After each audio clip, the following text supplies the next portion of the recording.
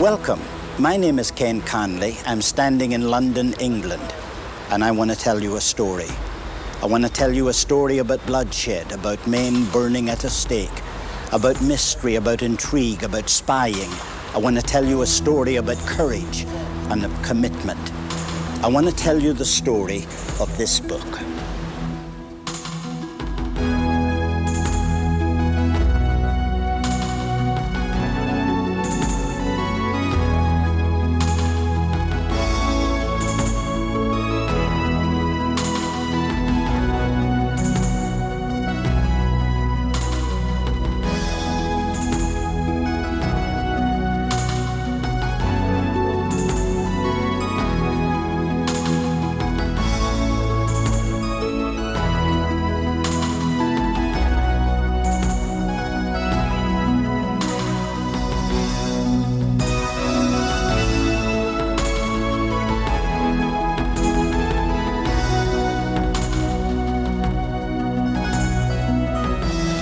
I'm standing by the River Thames, and behind me is Hampton Court, a building that pictures the excesses of the age in which it was built.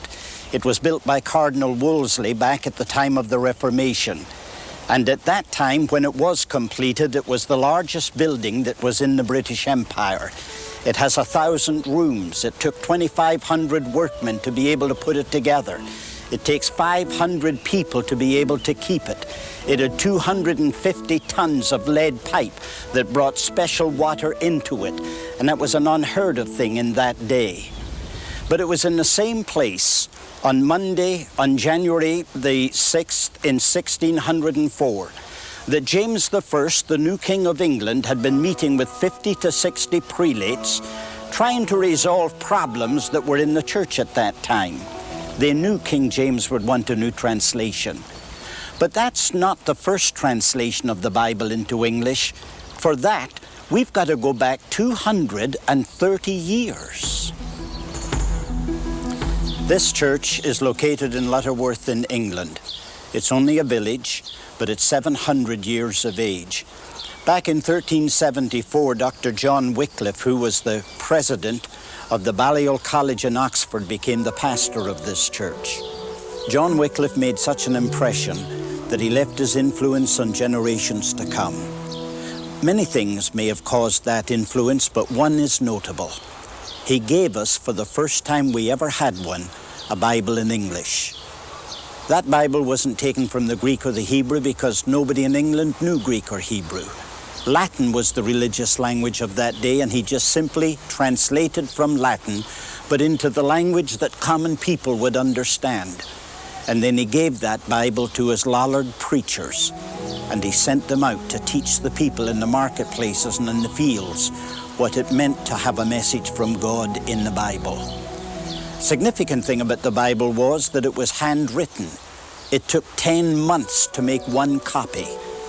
And for one copy, it would cost £40 to be able to buy it. Now, £40 then is not what it is today. They must have written so many of these that they were spread all over the country, burned wherever they were found, and yet, today there's 170 copies still surviving. There were so many of John Wycliffe's preacher boys who gave their lives for their faith that over in the city of Norwich, for example, they called the place of public execution the Lollard's Pit. But they didn't get the courage to take up the body of John Wycliffe for 44 years. Then they took it out of its grave and they burned the bones to ashes, and they took the ashes and they emptied them here into the River Swift. They were intending that they would close the door on his influence. But look what they really symbolically did. This River Swift flows into the Avon. The Avon flows into the Severn. The Severn flows into the Bristol Channel, and the Bristol Channel empties out into the oceans of the world. In fact, symbolically, they opened the doors and let his influence out.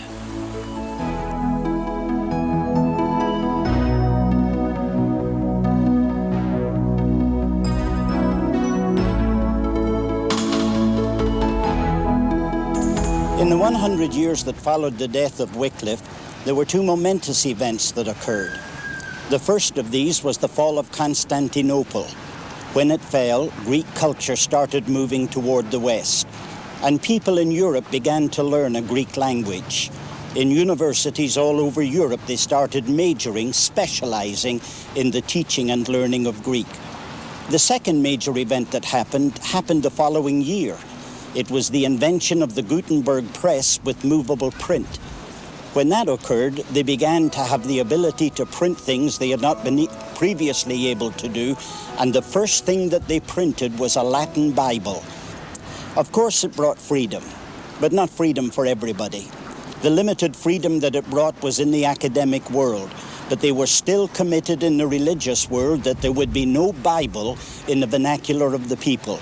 They were not going to allow a Bible to be printed in English, since in 1407 they had passed a law forbidding it, and they were not going to rescind that law. That makes this famous Tower of London, which is just behind me here, not so famous in that day. It was infamous because its rooms were filled with people. Many of them were burned to death, and where they were burned is only about 2 miles away from here, in a place called Smithfield.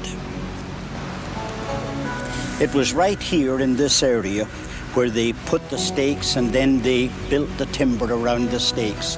They would bring the person and chain them to the stake and then ignite the timber, and their flesh would literally burn until they died. Those dear people died in order that you and I might have an English Bible in our hands. You can't help but being emotional standing on a spot where these things occurred, because I think of all the good people that died here, men like John Lambert. Because Lambert, if you remember, is the man when the flames came up over his head, in order to try and communicate with the people in an area that then was wide open fields and thousands of people were here. He put his hands as high he could put them and projected his fingers. Flames came from his fingers while he cried, "None but Christ, none but Christ."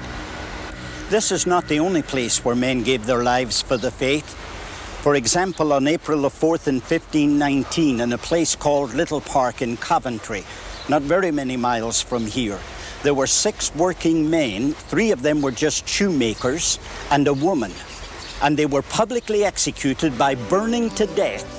For what? Because they taught their children the Lord's Prayer in English. Now that's remarkable when you realize that something significant happened only 2 years before that in Cambridge.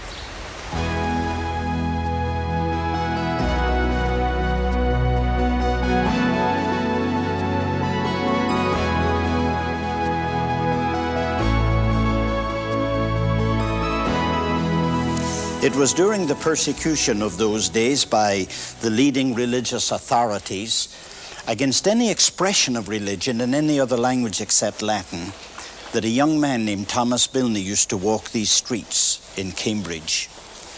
He had been soundly converted to Christ by reading the Greek New Testament of Erasmus, and immediately trying to share his faith had gone to the White Horse Inn, where the sophists of his generation used to meet. It was the Mars Hill. The end result of his meeting there was that many of the leading professors at Cambridge University here were being converted to Christ. That immediately attracted attention. And among the people that came from different parts of England to this university was a young man named William Tyndale. He was an excellent Greek scholar. In fact, he was so well versed with 7 different languages that no stranger could determine which one was his native tongue. And he was a very committed man. In an argument one day, his debater said, "We had better be without God's law than the Pope's." Tyndale fired back at his opponent, "I defy the Pope and all his laws. And if God spare me, I will one day make the boy that drives the plough in England to know more of the Scripture than the Pope does." These are the fields on which Tyndale watched commoners ploughing constantly. They're situated on the Cotswold Hills, and that is the Severn Valley. It's little Sodbury Manor, owned in those days by Sir John Walsh, Walsh lived here with his wife and his 2 boys, and Tyndale was hired to become the tutor of those 2 boys.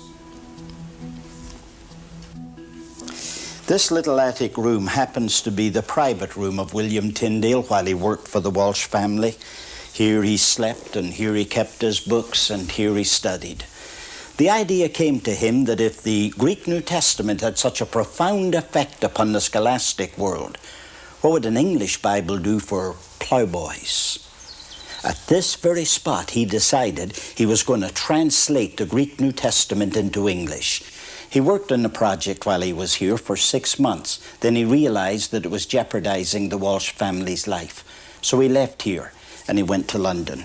He tried to get the Bishop of London, Bishop Tunstall, to give him official permission for what he was doing, but Tunstall would not do it. So he self-imposed an exile on himself, went over to the continent, met with Martin Luther, and found a great friend in Luther. He finished the work of translation and then started on the problem of having it printed. That was a very difficult problem for him to solve, because the English had decided they were going to do everything to make it impossible. They put a price on his head. And so he lived in poverty, crisscrossed his paths. He was on one occasion, they were coming in the front door to arrest him in the print shop when he gathered whatever documents he could and went out into the night in the back door. And he lived like that. But one holy passion gave him and made him indefatigable in his energy. He wanted to finish this work. And eventually in December of 1525, his work was completed. And a new phase began. How is he going to get these Bibles smuggled into England? Would you believe that that all has something to do with this? A bag of flour?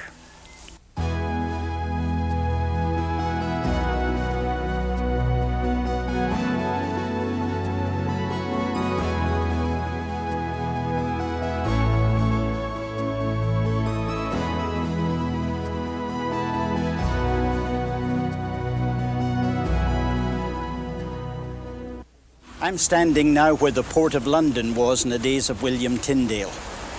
It was run by German authorities, and if you remember, Tyndale spent 6 months here before his self-exile over to the continent, and during that time he didn't waste it.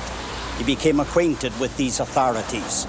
He got to know them so well that they would help him when he wanted to get his Bibles into this country. Or the flour. Well, that came into this port as well. It was in sacks. And in the middle of those sacks of flour, Tyndale's Bibles. They came in such a large number, they spread all over the country and took England like a shock wave. It's a little bit ironic, but right across the street, he stands in the form of a statue, and he's looking down right on the place where his Bibles were smuggled into this country. Thousands and thousands of his Bibles came into England. But why, today, is there only one completed copy of that 1526 New Testament?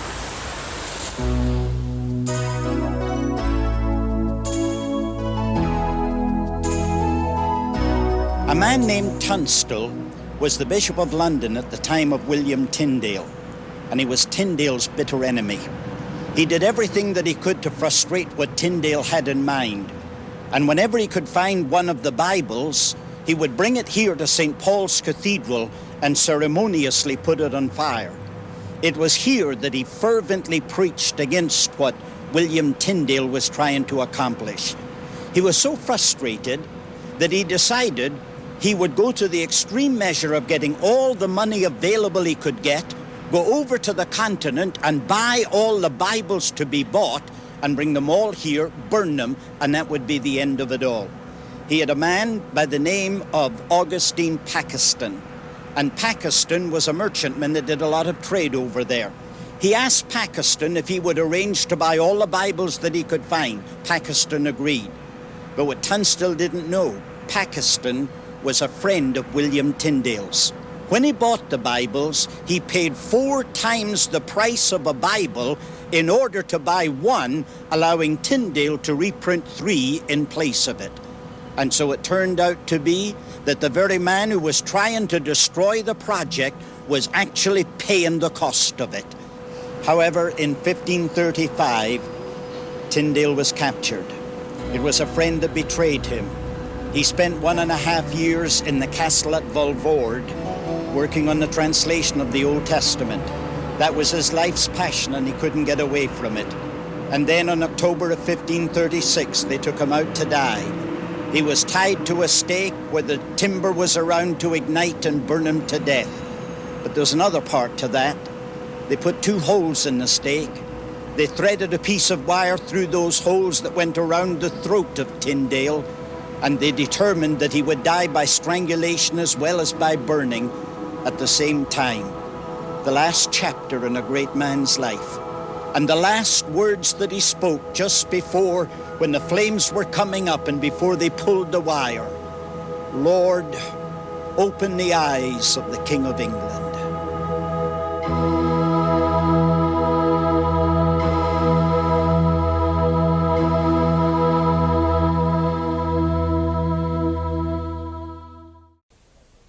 We've been looking at the struggles we've gone through in order to get an English Bible.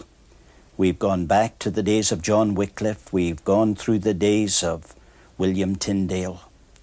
And remember William Tyndale's last and closing prayer, "Lord, open the King of England's eyes"? That was very quickly answered by the Lord, because a man working with him by the name of John Rogers picked up his pen, finished the translation of Hebrew in the Old Testament, and then took the documents and of all places sent them to England. And when the printer received them, he was so impressed by them, he sent them to the Archbishop of Canterbury in an effort to get approval to have them openly published. The Archbishop of Canterbury attempted to get the King of England to approve it, and he accomplished it. And it's really a miracle, because if you look at the end of the book of Malachi, William Tyndale's initials are as big as they can be. A man that was persecuted by the King of England and now approved for publication with his initials on it. However, there were footnotes, and they were very strong. In fact, they were so strong that the Secretary of State was afraid the king would withdraw approval unless they were changed. So another Bible had to be brought about. Miles Coverdale had taken and edited that edition, had softened the footnotes, and what's called the Great Bible was then published. The Great Bible was required by the King of England to be posted in every parish church, available for anybody to read whenever they wanted to read it, a reader provided if they could not read. And of all things, on the title page was the name Cuthbert, a bishop. Who is he? He's none other than Bishop Tunstall, the man that had burned Tyndale's Bibles. Here's Tyndale's Bible in a new form, and his name is on the title page approving its publication. All of that happened with this great Bible in 1539, only 3 years after William Tyndale had burned to death at the stake. This brings us down to the King James Version of the Bible and its translation. Back in 1604, when it was agreed upon by King James, he appointed Richard Bancroft, who was then the Bishop of London and later became the Archbishop of Canterbury. He first selected 3 men to help him. Those 3 men were taken as academicians, first from the city of Oxford, then from here at Westminster, and then finally from Cambridge University. Their job then was to put together a collection of men who would be capable of undertaking the task. We don't know how many people were really involved in the translating. We know that there were between 50 and 60, but beyond that we really do not know. These men were then taken from the 3 different centres, Oxford, Cambridge, and at Westminster. They were divided into 2 different groups, those who were proficient in Greek and those who were proficient in Hebrew. They were then divided into these 3 different segments, constituting 6 different committees. Then the Bible was taken and it was divided up into 6 different parts, including the apocryphal books.